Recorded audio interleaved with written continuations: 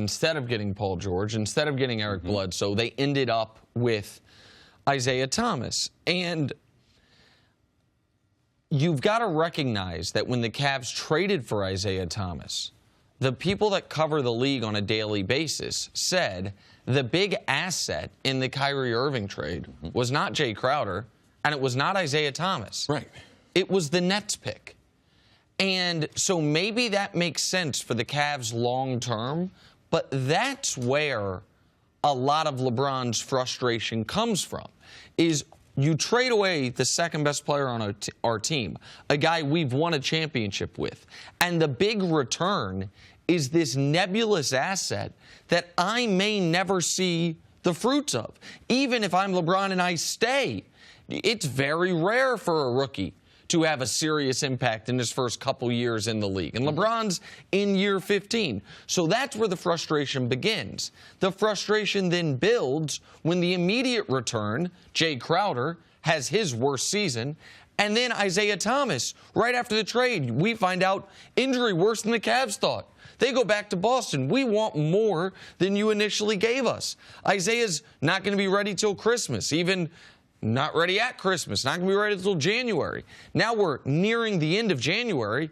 He doesn't yet look ready. So I don't think it's like Isaiah Thomas and his bristly personality or Isaiah Thomas and his lack of connection with Kevin Love.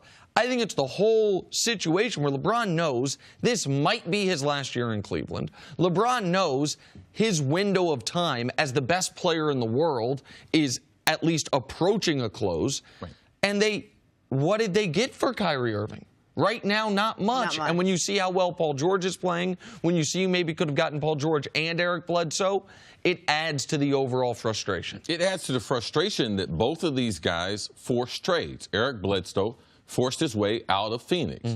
Paul George, and let's go back to Bledsoe. Bledsoe and LeBron have some type of relationship. So it's not foreign. And this is not the first time that we're hearing about this. We heard Bledsoe might be available. We knew that Cleveland might be interested in getting him. They weren't able to do it. But if that sting didn't hurt enough, he also went from the West to the East. He went to Milwaukee. So LeBron, when he's sitting there looking, he's like, man, I wish we could have this guy. What a huge asset he'd be to the team. And then now he's made it harder on us because now he's in the East. Now, one of his rivals, Paul George, Indianapolis, they've had a bunch of battles in the playoffs. He's got a lot of respect for Paul George's game. Actually, Paul George elevated to the height of his basketball as far as people recognizing him against LeBron.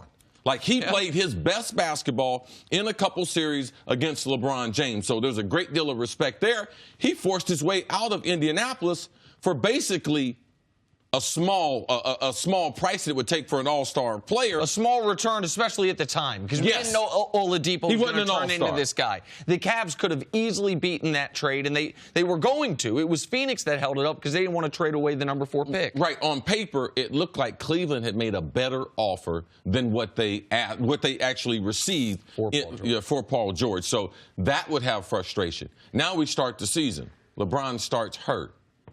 All right? He's able to overcome that. They have the great run that we talk about. But when you get into January, it's like, okay, IT's back.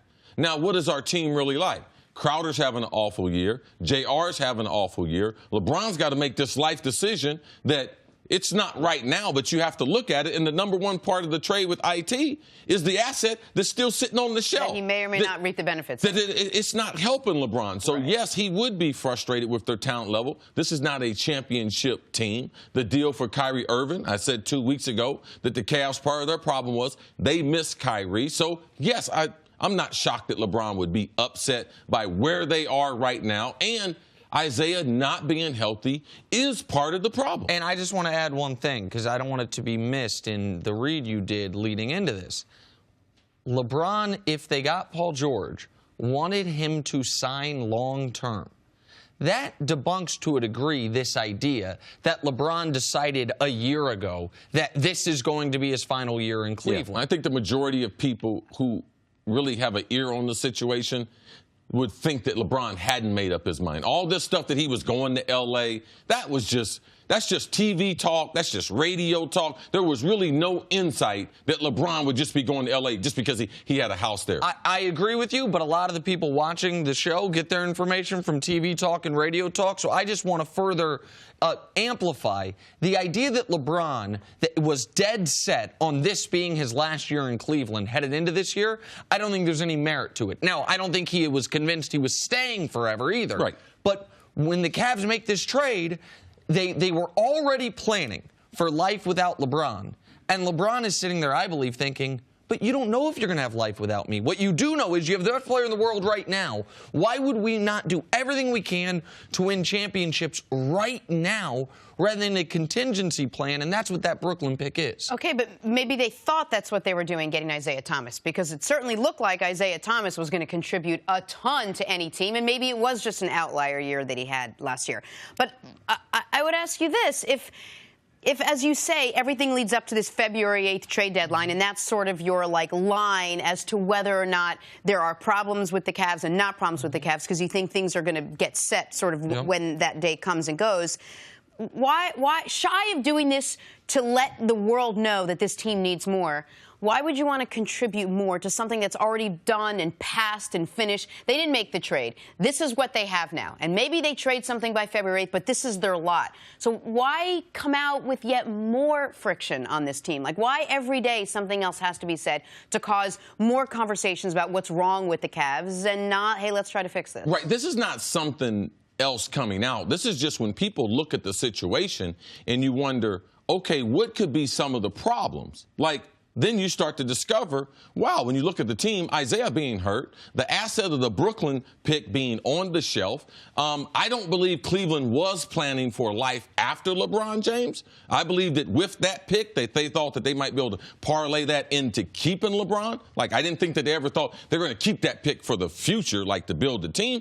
Absolutely not. The idea was to be able to keep LeBron in Cleveland, and you can't do that without the Brooklyn pick being utilized on a player. All right, so to answer your question quickly, and then I want to say one thing about Isaiah Thomas. Brian Windhorst is the man that reported this story. He's covered LeBron since LeBron was in high school. I know Brian a little bit. He's very good at his job. I do not believe that this is new information for Brian Windhorst.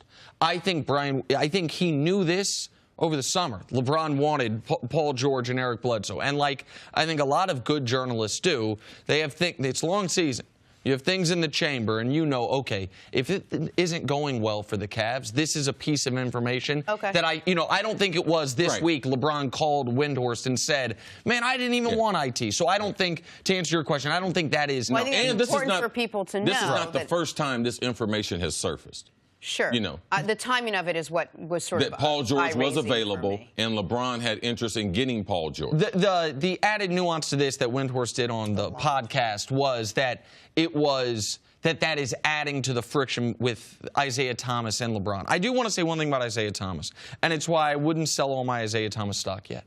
We do have to recognize that even though these guys are pro athletes and famous people and celebrities, they're real human beings. And the last 9 months for Isaiah Thomas have been as difficult of an emotional ride as what any person could deal with. To go from your highest heights as a pro athlete to then within a span of 3 months, break your face, have a serious career-threatening hip injury, tragically and unexpectedly lose a sibling in a car accident, be traded from a team that you were thinking one day might retire your number, to then all of a sudden having to totally change your game to play with one of the most demanding players we've ever seen in a new city with a bigger expectation, arrow or target on your back than ever before, that would be difficult for anyone to deal with. And he's doing all of it with the specter of, am I going to get that big contract hanging over him? So I think it might be a little much for us to expect the fully functional Isaiah Thomas already. I think that it still exists that he could get too close to the level he was last year. It's just a lot for him in these last 9 months. Thanks for watching. Subscribe here to get the latest from the show. Also, be sure to check out more of the best clips from First Things First, or go watch a few segments from our other shows on FS1.